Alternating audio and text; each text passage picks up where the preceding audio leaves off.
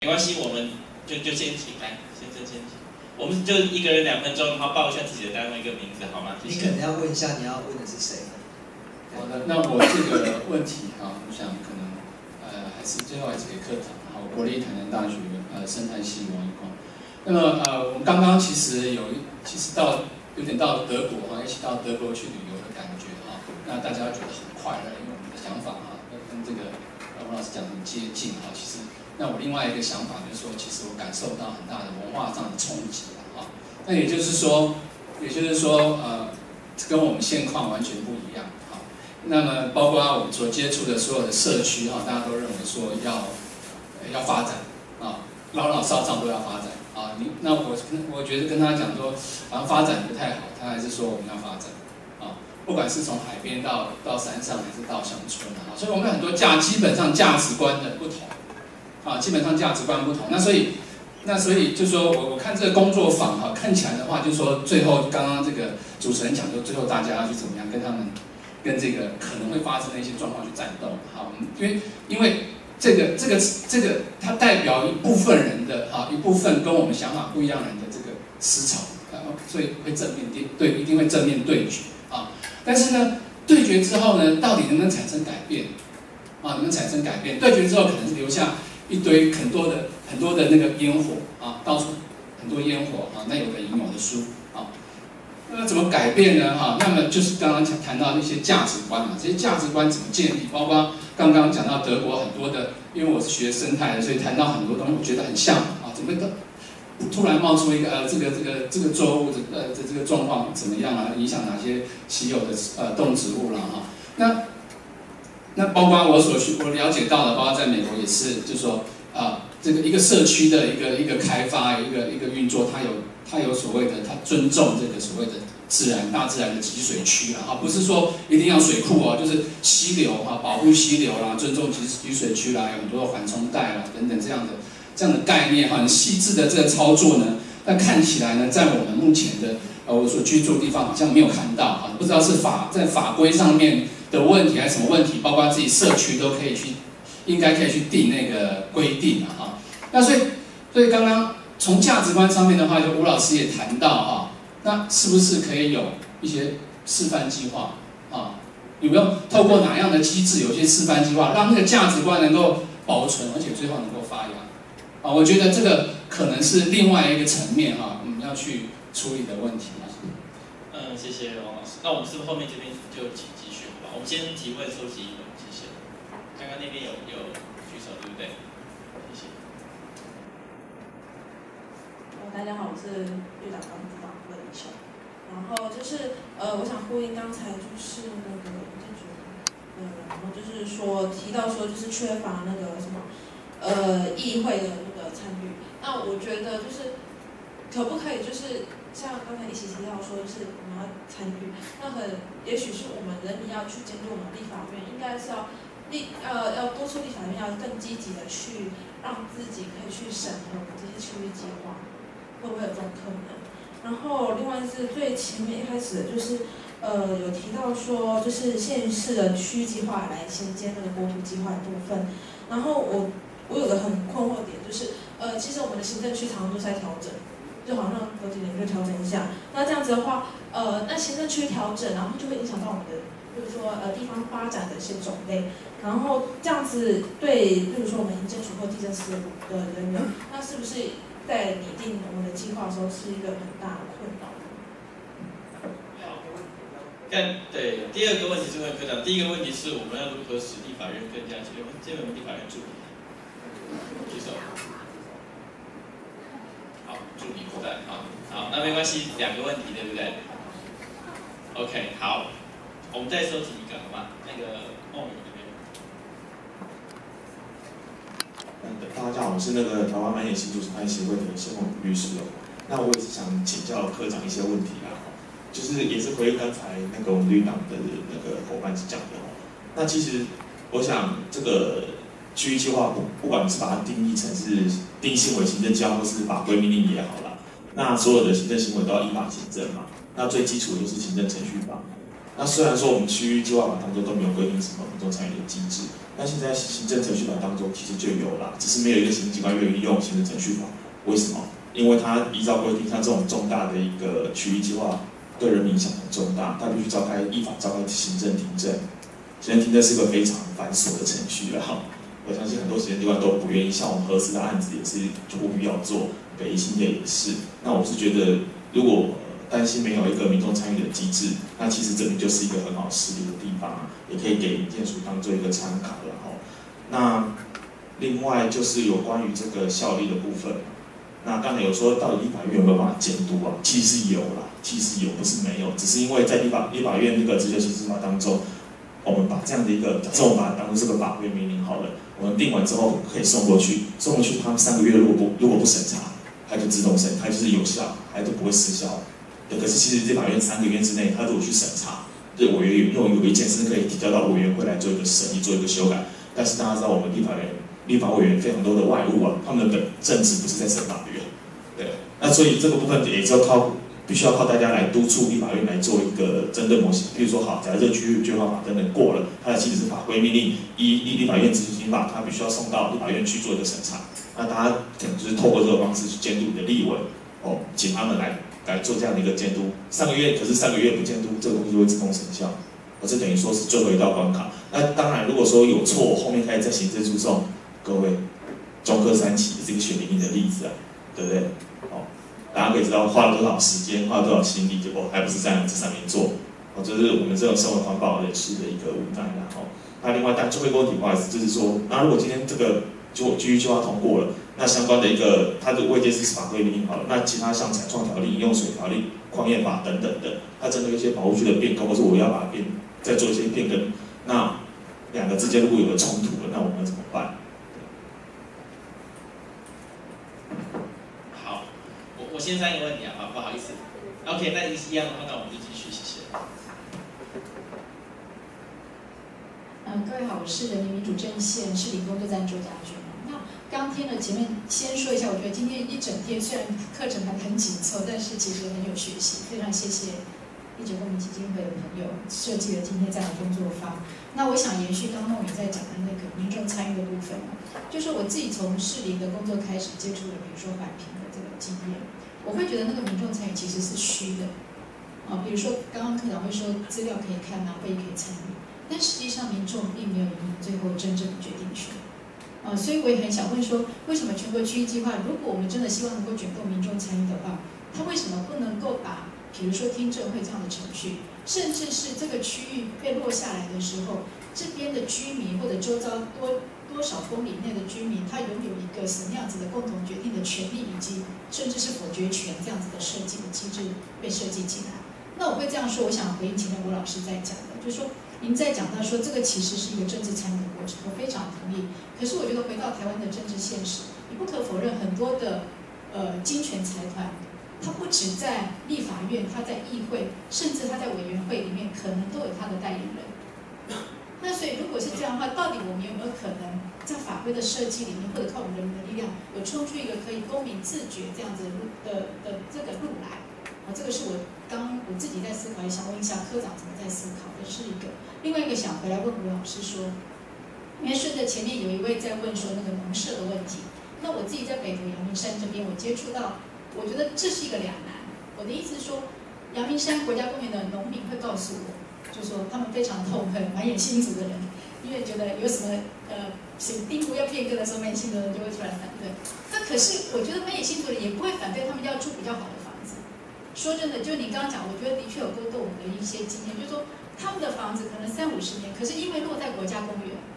所以它很难去修改，就是要修改一点点地方都会很被刁难。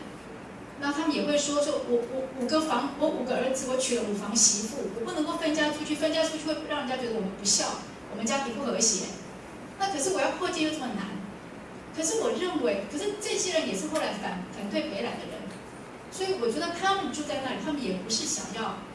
否认这种山川保育的工作。可是这种居住跟这种环保的议题，它到底如何？我们如果站在一个政策的制定的时候，它到底如何兼顾这个两边，让它有点平衡，而不是好像变成两边对立？我实际上认为两边并没有对立。以上，谢谢。谢谢家军的提问。那我们是不是先请那个科长？我想大家对民众参与这一块真的是还有很多不同的想法。我们就科长，我们还是5分钟，好不好？用麦抢再下一个。那我很快的就回应，就是刚大学老师这边有提到说，是不是有一些示范的计划可以先推，然后让我们一些价值观的一些大家先把自己共同价值观先凝聚起来。那其实这个部分也是我们一直想要去尝试的。其实有些政策我们有时候还没有先试验过，就撒下去，到处一直用，这样子真的不是很好啦。变成你这个政策要回头再检讨的时候，那会比较有一些困难。所以我们现在也正在调整自己的步调，所以我们最近想要在推动像拟定原住民族的特定区计划，或是研拟原住民族的这个土地使用管制，我们就试着想要先用1、2个示范的地区，让看这样的操作下来好或不好，那再推行到全国一起来各个地方来办理这样子。所以这也是我们最近也有这样的感触，所以我们会用这种方式来办。那第二个问题就是议会来审查我们区域计划这件事情哦。那其实如果县市政府愿意的话，是真的是可以来试试看啊。但是你也知道，现在立法委员的数值跟议员的数值，我们对，我现在真的在做梦，我们可以再看看啊。但是因为当初他都是我们选的，所以我们也只能自己认了。但是这是我们长期努力的目标，或许后续在座的人可以，不管是我们的先进啊，或者是我们同学，未来出来选立委或者是选议员的时候，到那个时候我们水到渠成，大概空间计划都可以送到立法机关来审查。这是我们长期努力的目标，但是现阶段我们评估大概比较有点困难啊。那再来就是行政区的调整会不会影响到空间计划？那其实就我们的看法，会觉得说那个计划范围啊，不管是怎么样，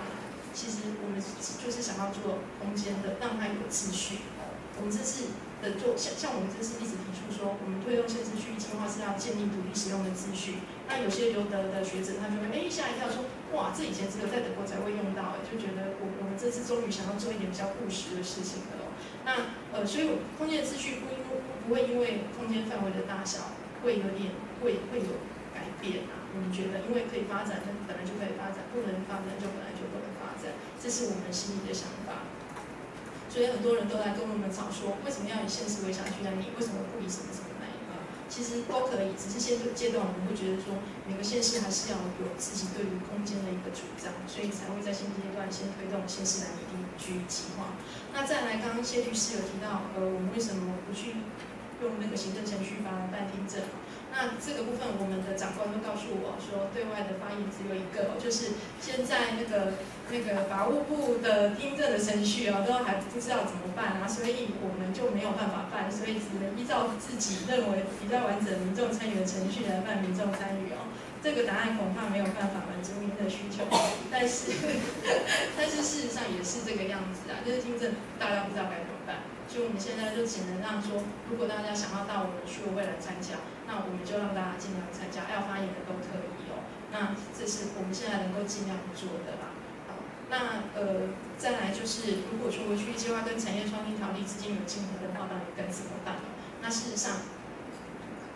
那个法规通常都不会有空间的虚伪啦。都不会，它可能就是只有设定一个方向，譬如说这次的产创就是要辅导微登记工厂，那它就只有这样的政策。那事实上到空间就是到我们的区域计划上面来处理哦。所以大概冲击上面，就空间区位上冲击可能我们评估是比较不会有，但是法跟法之间可能会有竞合，没有错，可能会有竞合。譬如说产创条例它要辅导微登记工厂，跟那个农法条例它要去保存它的农地这件事情可能会有冲击，那变成是 case by case， 在空间上面我们再来看看，这是这样的处理方式。那刚正线的这位先进有提到说，我们现在民众参与是虚的，那我们自己也觉得是虚的，大部分是虚的，但是我觉得在座有一些先进参与是实的哦，像吕一奇先进，我觉得他每次到我们居委会表演都慷慨激昂啊，我们哇做好多功课，我们都会吓一跳，这样自己还带简报，对，所以他的意见其实都会反映到让居委会委员听到，其实这真的会改变到他们的想法。所以这真的也都是民众要自觉，然后我们团体也积极参与哦，所以并不是虚的。行政单位当然也可以做得很虚啊，我其实快捷的公共我就是有通知到了哦，没有办法，如果当我们行政部门的素质这么烂的时候，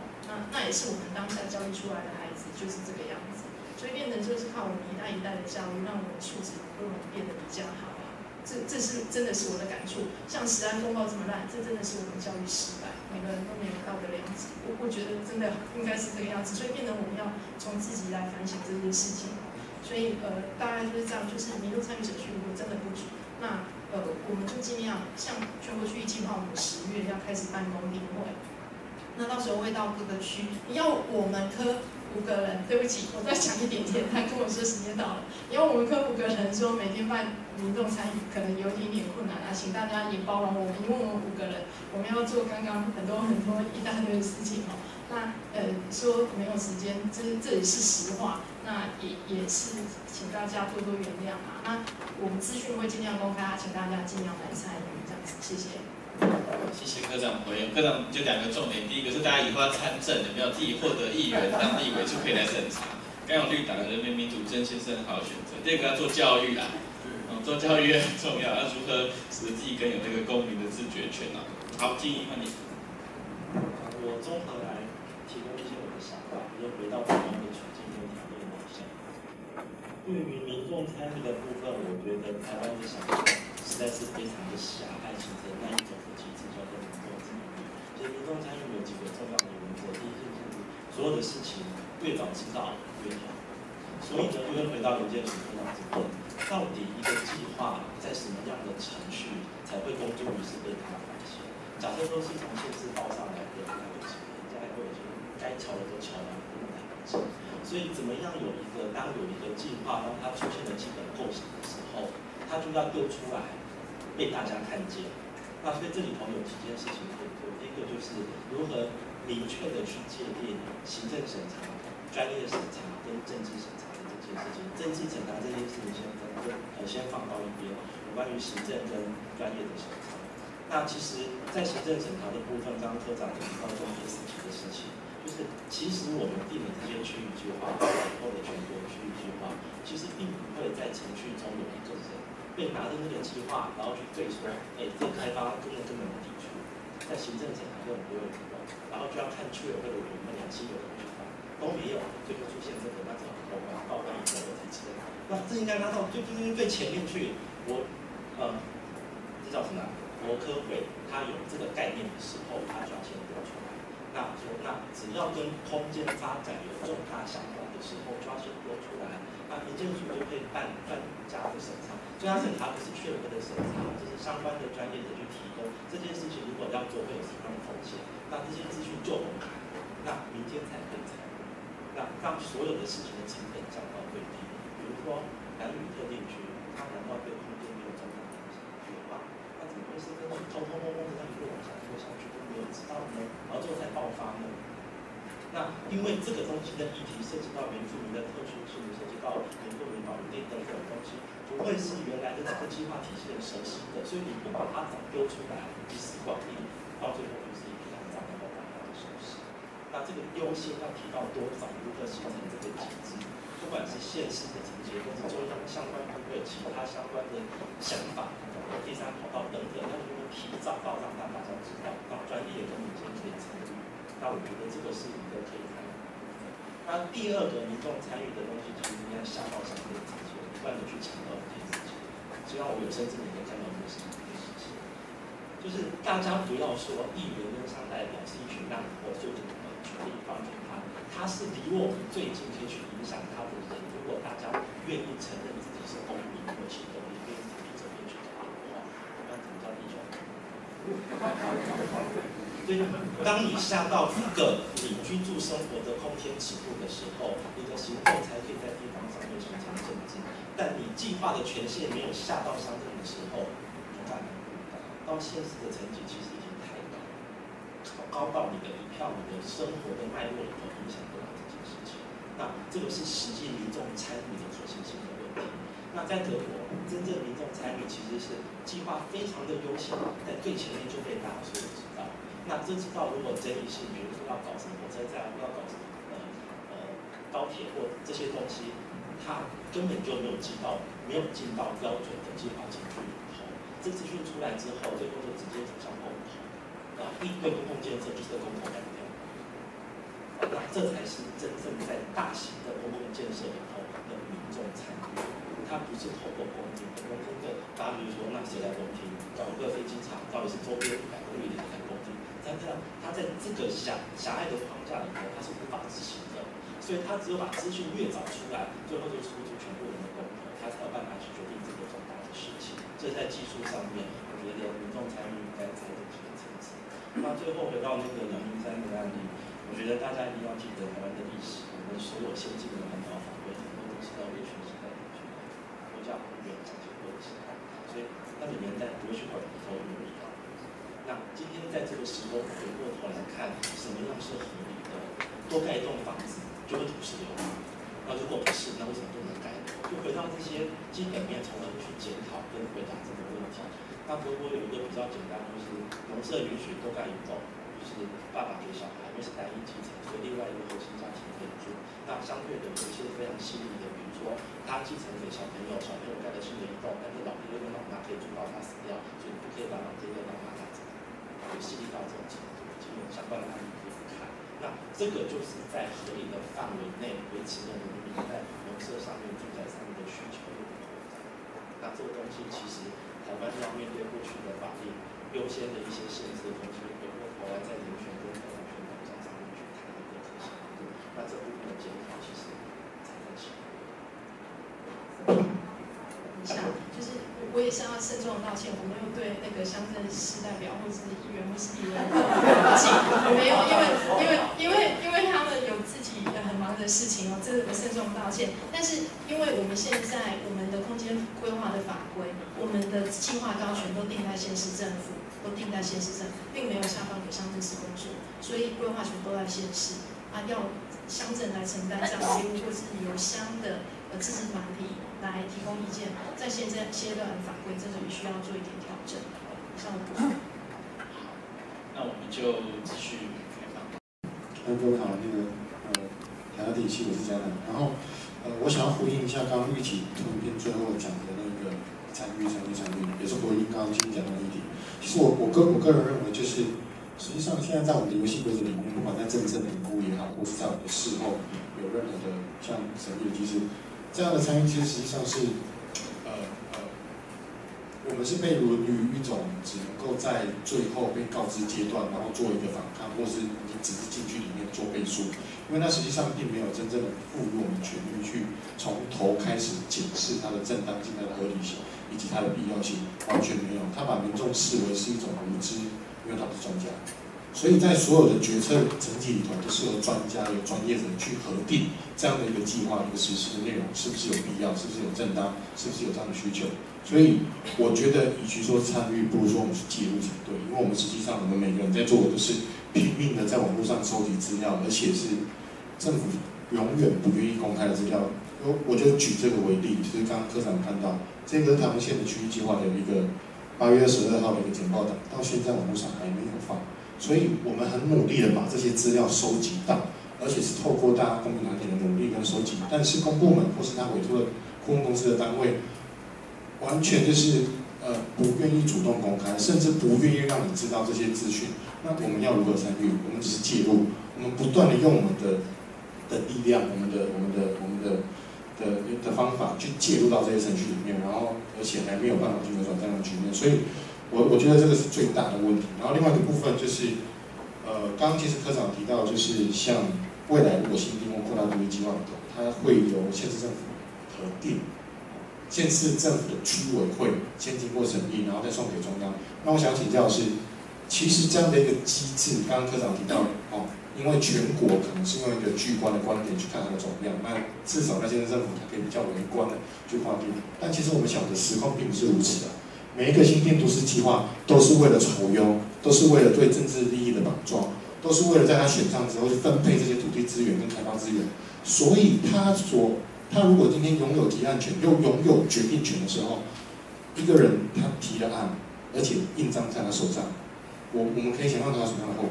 尤其如果当中央主管机构的区委会它只虚位化到一个被查的机构的时候，甚至这个区委会的机构它的参与程序又不公开又不透明的时候，我们增设一个县市政府的区委会去做这样的实质审查，有什么样的意义？我们只不过把更大的武器丢给了老虎跟狮子，我们完全没有任何力道去反抗，甚至我们也没有任何资料可以得到这样的资讯去参与，甚至去介入。我认为说这样的一个权力下放，其实某种程度上对我们来讲是空间更加的压缩，以及更加的窘迫。谢谢。好，谢谢嘉楠是明天的讲师哈，所以明天他还有时间跟大家分享他的一些参与经验。我们再请大家，我们赶快民众参与，大家慢慢举手。这边。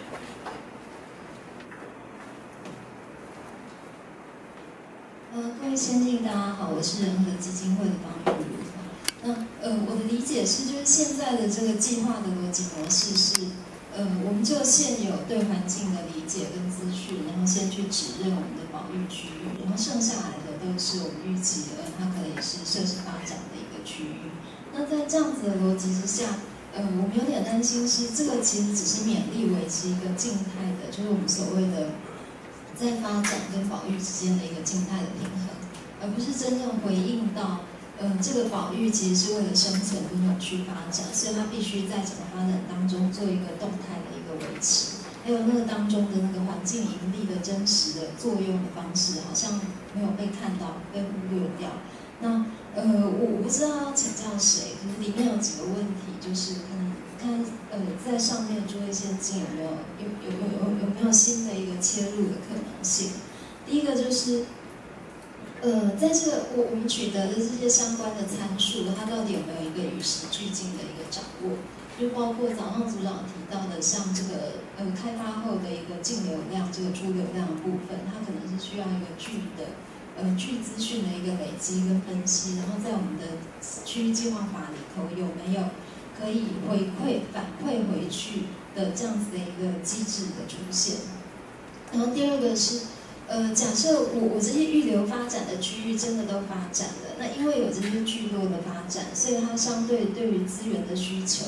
然后对于像剧烈气候条件的这个含容力，还有像这个风险的这个承载的弹性，其实都会跟着改变。那也就是说，当我发展区域变动的时候，其实我背后的那个要去维生的这个系统，就是我们所谓的这个保育区，它理论上是要跟着扩大的。可是在这里头看起来两个应该是互相拮抗，也就是说发展区域变大了，那保育区就会跟着萎缩。那这个动态到底要在怎么样卡在这个机制里头去维持下去？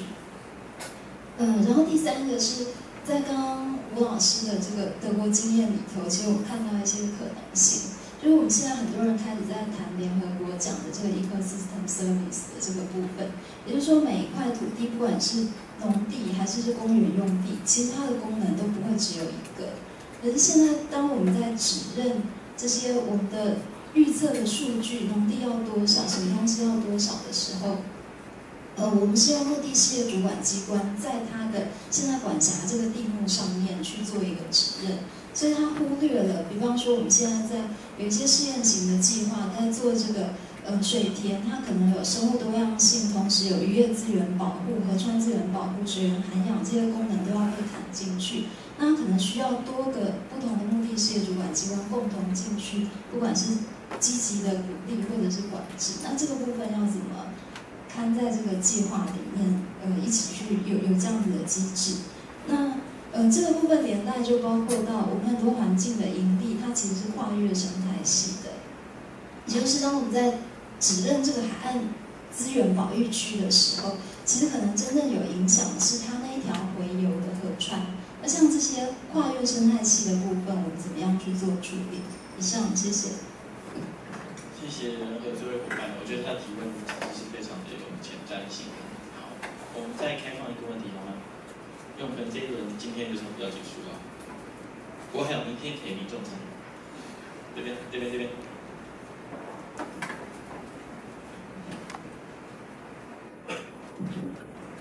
谢谢。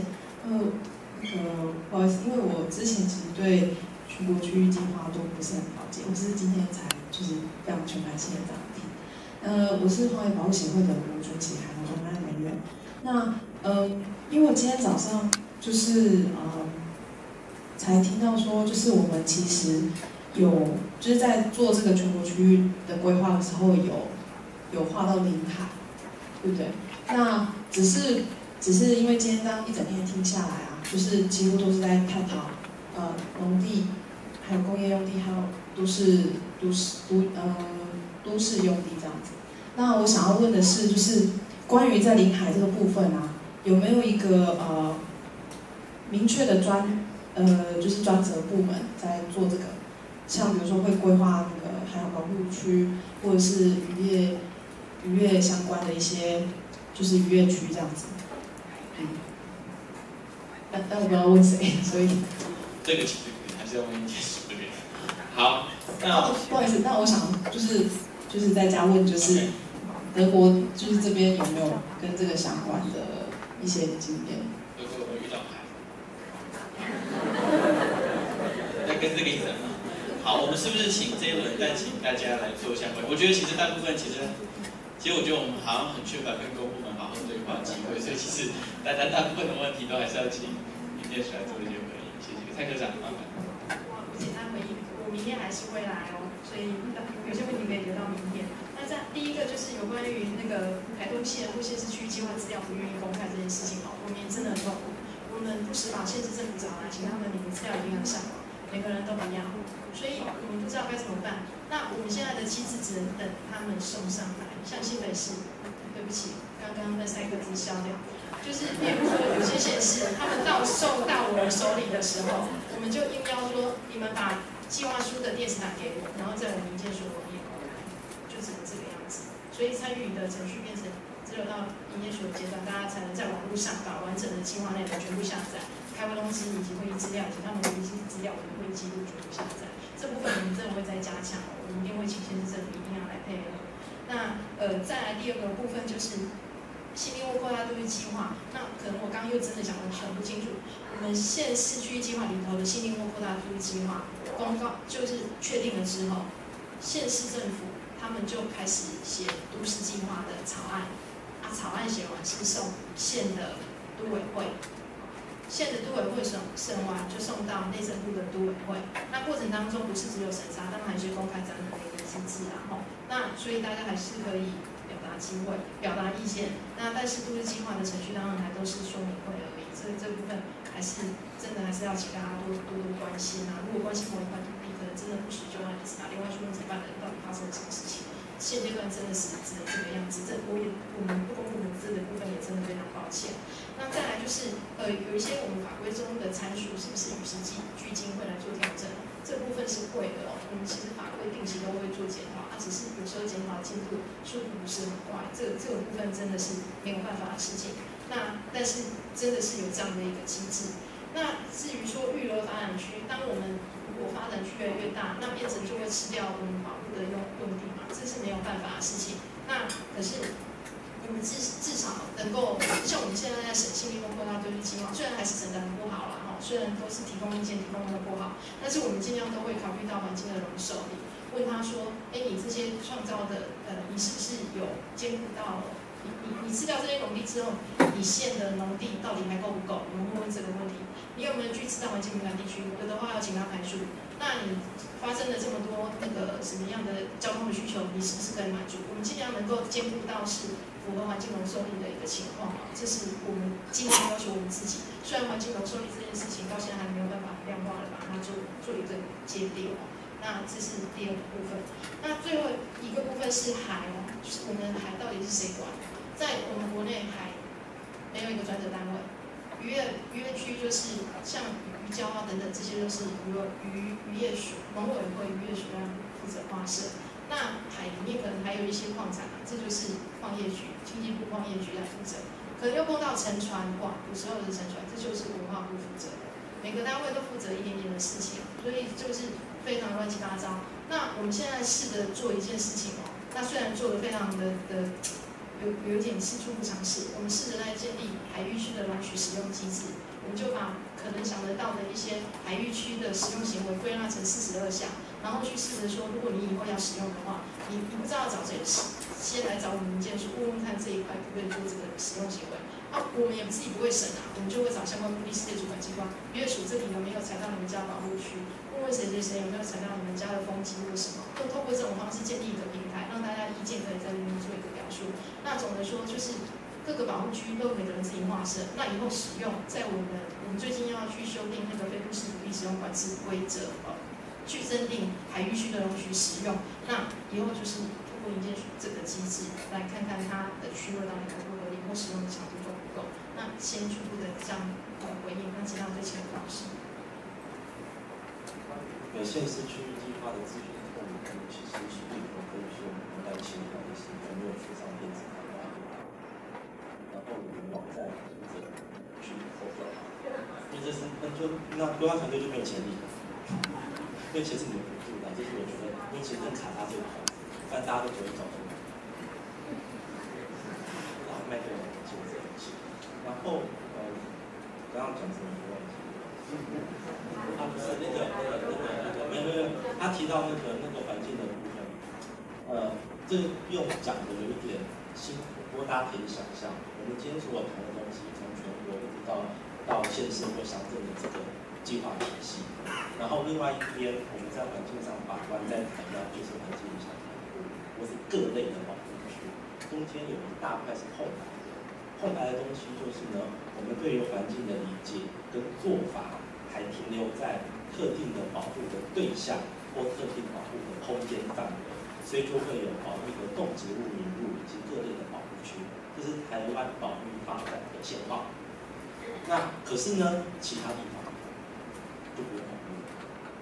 那就是刚刚他提的问题说，就是我们从空间计划里头跟保育的这一块中间有一个很大的一个部分的空白，就是我们对于空间的、对于保育的想法。如何能够进入到每一片土地，它保育应该怎么做？它必须进入到空间计划里头，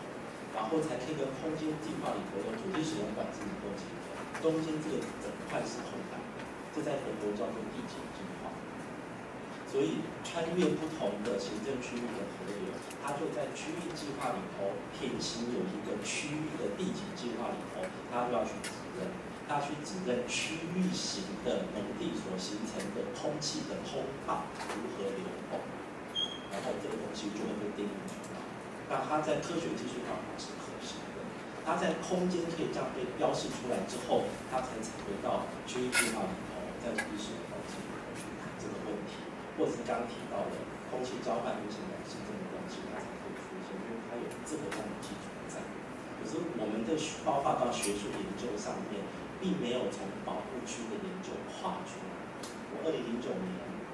民建署的某个长官希望把这一套引导台湾，我花莲做了一个计划。我遇到最大的困难是，你找不到一个生态的研究的人，不管是教授、博士生或者研究生，愿意蹲在不是保护区的地方做调查，有可能那没有生态价值。